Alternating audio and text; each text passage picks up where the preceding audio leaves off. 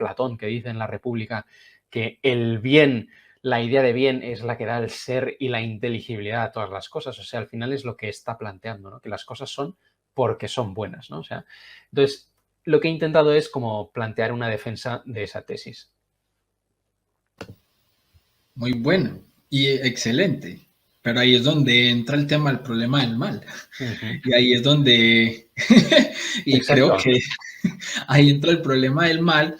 Y yo creo que ahí cabría esta pregunta entonces, hermano. ¿El problema del mal es emocional, Ujú. es intelectual o es subjetivo? Mm.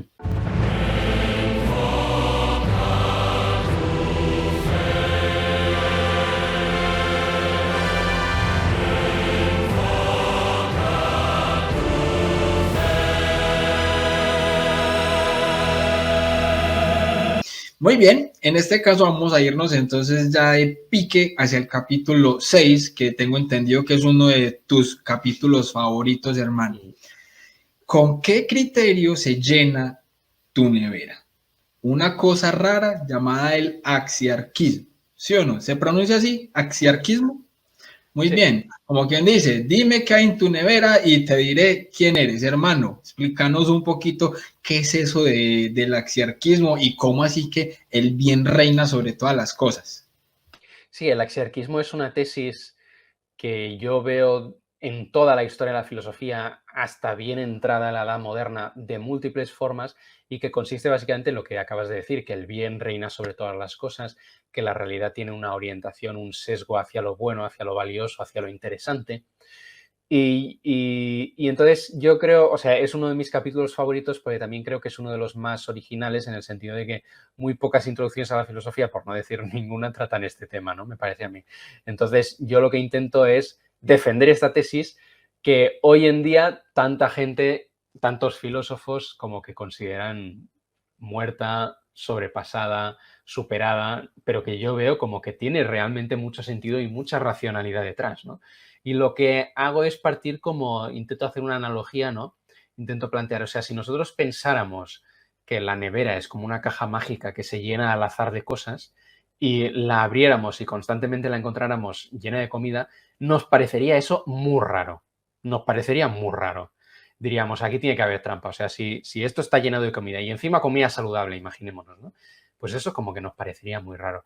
Y hago una analogía con cómo es la realidad. Y entonces digo, es que la realidad en la que vivimos es muy rara también en ese sentido, si partimos de la idea de que llega a ser por azar, ¿no?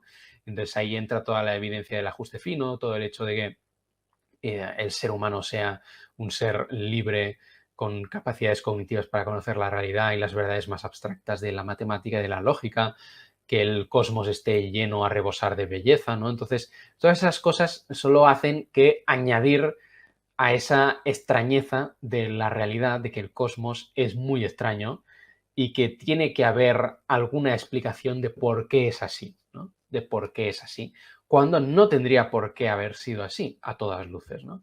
Entonces lo que planteo es que una explicación posible, y a mi juicio la mejor, es justamente el axiarquismo, que la realidad tenga un sesgo hacia lo bueno y por tanto esté orientada a la producción de cosas buenas, de cosas valiosas, de cosas interesantes. Y esto no le habría sorprendido en lo más mínimo a un filósofo clásico, a un estoico, a un medieval, a un Aristóteles, a un Platón, o sea, Platón que dice en la República que el bien, la idea de bien es la que da el ser y la inteligibilidad a todas las cosas, o sea, al final es lo que está planteando, ¿no? Que las cosas son porque son buenas, ¿no? O sea, entonces, lo que he intentado es como plantear una defensa de esa tesis. Muy bueno y excelente. Pero ahí es donde entra el tema del problema del mal. Ujú. Y ahí es donde, y creo Exacto. que ahí entra el problema del mal.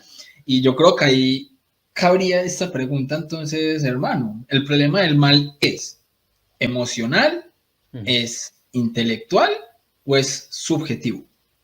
Mm. No, yo creo que el problema del mal tiene muchas dimensiones. Tiene una dimensión obviamente emocional, porque el mal es una realidad que nos interpela en lo más profundo, ¿no? Que nos grita a la cara. Y tiene también una dimensión intelectual, cómo encajamos el mal en el mundo cómo explicamos su existencia y sobre todo cómo explicamos su existencia si partimos de la idea de que la realidad está orientada o tiene una orientación hacia lo bueno, hacia lo valioso o hacia lo interesante, ¿no? ¿Por qué? Si el bien reina sobre todas las cosas, ¿de dónde viene el mal, no? Y eso al final es lo que intento abordar en las últimas 2 secciones del capítulo y intento dar lo que a mi juicio es una respuesta plausible que tendría que calmar suficientemente la dimensión intelectual del problema y ahí lo único que queda es la dimensión emocional de cómo uno pues lidia existencialmente con ese mal que hay en el mundo y qué es lo que hace como para estar tranquilo con ese mal que hay que puede haber en su vida o que puede haber en el mundo. Totalmente. Entonces yo creo que en ese sentido, hablando pues de la nevera, hablando de la comida que hay adentro y todo eso, uno de los mejores ejemplos para explicar la singularidad del tema del mal es el queso con todos sus huecos, ¿cierto? Entonces, si tenemos dentro de la nevera ese queso que puede ser rico y delicioso, ¿qué sería el hueco en el queso entonces? ¿Y qué sería de ese queso si está por fuera de la nevera sin refrigeración cuando se daña? Entonces ese bien se empieza como a destruir, a deteriorar.